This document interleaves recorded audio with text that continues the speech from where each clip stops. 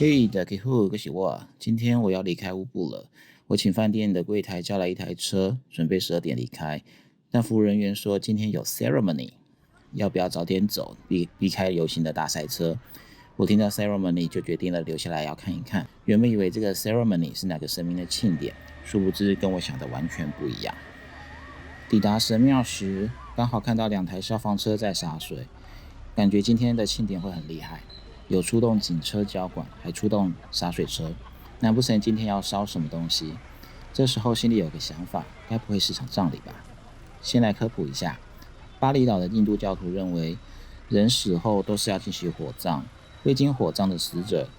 灵魂会污秽不堪，并且会无法升天转世，所以火葬仪式会非常隆重。另外，他们相信在仪式中不能哭泣，这会让往生者无法顺利进入死后的生活，所以整个仪式过程中，社区居民像是参与神明的祭典，大家会盛装打扮，伴随着锣鼓队扛着棺材游街。我们接下来会看到火葬仪式中很重要的几个元素，包括最后拿来烧的黑牛棺木，像灵柩拿来搬动遗体用的宝塔，以及从9层宝塔上将遗体搬到地面的空桥，众多教班扛轿的人员、锣鼓队的人员以及许多祭祀用品。所有的编制乍看之下都很像台湾庙宇的年度绕境活动，但这里的火葬仪式办得非常盛大，不仅是社区成员踊跃参与绕境，还所费不赀。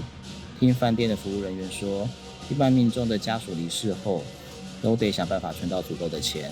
才能请社区中类似治丧委员会来协助办理火葬。光是登记费就至少要$300，而这也表示亲人去世后不会立即就进行火葬，可能先把遗体葬在某处，3年、5年甚至10年后才会进行火葬，其实都是有可能的。锣鼓队随着黑牛棺木扛进场时，一起进场抵达定点。锣鼓队使用的乐器，这个演奏起来听起来真的很像台湾寺庙神明绕境时的感受，只是他们没有唢呐之类的管乐器，完全都是打击乐器。待在现场定点的锣鼓队就有2团，我猜想一团是给一般身份的往生者，另外一团则是给有贵族身份的往生者。对了，今天有4具遗体要火化，他们的身份地位差异很大。这只看起来像是黑马的神牛棺木，当地人叫勒马，会被移动到火葬台上。我乍看之下是只马的身体，但它的头上有牛角。火葬台上已经有一只神牛棺木已经放在上面了，这只是第2只，也就是说，待会会有2位往生者的遗体会被放进神牛棺木中进行火化。目前神牛棺木还处于一个很完整的状态，而工作人员会用梯子爬上去，把牛背割开，方便待会把遗体放进牛背中，然后把牛背盖上后才会进行火化。在这只神牛棺木被教班扛上火葬台的同时，第1具遗体也被扛进火葬场。这是一个具有7层宝塔外观的灵柩，这个宝塔造型被当地人称为瓦达。家属在仪式现场同样会拿着遗照，这位往生者是位女性，从遗照的长相穿着可以看得出来是颇具身份地位。我在影片最后会补一张宝塔的正面照片。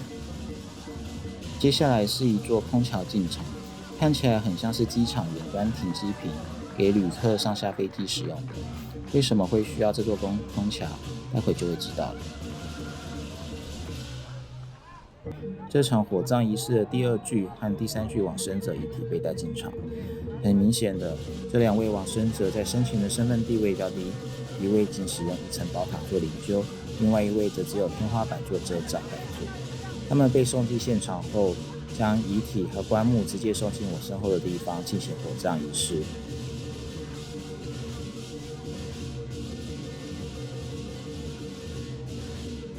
由于巴厘岛的传统信仰是印度教，所以仍然有种姓制度的存在。只是在印尼独立建国后，大约是1950或1960年代，在政策上有针对巴厘岛印度教的种姓制度做过一番讨论，因此我们现在很少听到在媒体上有讨论巴厘岛的种姓制度。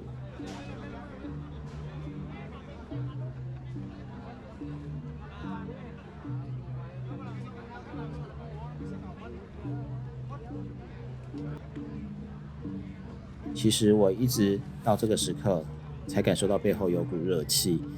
以及飘来一点点气味，这气味算是很淡，只是我鼻子很敏感，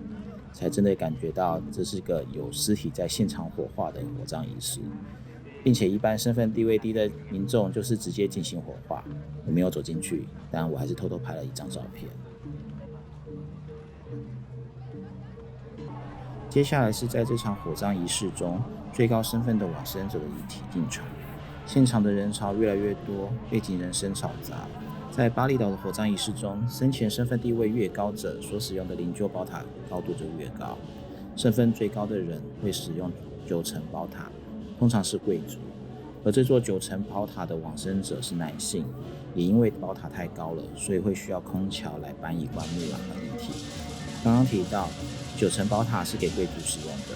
而一般民众则会使用1层、3层、5层或7层，身份地位最低者可能就无法使用宝塔造成的灵柩。接下来，教班会扛着棺木绕行火葬台，家属拿着往生者的遗照，还有一群女性头顶着祭祀用品绕行，然后将遗体从棺木中取出，放在神牛背中。现场至少有3组摄影师全程拍摄，他们拿摄的摄影器材可不是什么运动相机，而是数位单眼甚至是360相机，拍摄很多种角度。整个火葬仪式盛大的状况，不仅社区居民踊跃参与，当锣鼓队、黑牛棺木，甚至9层宝塔灵柩进场的时候，现场观众还会鼓掌。另外，也有很多跟我一样的外国人在现场观看，但我不知道他们有没有认知到这是场火葬典礼，跟神明的庆典无关。话说火葬仪式很花钱，我找到一个2004年的 TVBS 新闻，那时候是一位94岁的巴厘岛公主火葬仪式，整个仪式据说耗时10小时，花费上千人力，还有数百万台币的经费，我放在资讯栏给大家参考。教班扛着棺木和遗体绕行火葬台之后，就会把遗体移动到神牛的背上。仪式到这边已经差不多快结束了，只差火化的动作，而这场火化势必会耗时很久。看火葬台这么大的2座神牛，可能会烧个几小时吧。这也难怪会需要出动2辆消防水车。依照当地习俗，火葬仪式后的第12天，家属才会收集骨灰，并且找一个最近的海边，将骨灰撒向大海，象征回归大地。我待在乌布的这段时间里，认识一位在饭店服务的年轻人。他说他的父母在疫情前和疫情期间先后离世，至今还没有为他们举办火葬仪式。由于火葬仪式的费用很高，他急于存钱赚钱，能让父母能够早早完成火葬仪式，真正走完此生的最后一途。感受得出来，宗教信仰对生者的影响非常沉重。尽管形体上的不许可，仍会固执地存到该有的钱，完成整个信仰仪式。由于我必须乘车离开乌布了，没办法看他烧，看完整个仪式，所以这个影片就到这边喽，拜拜。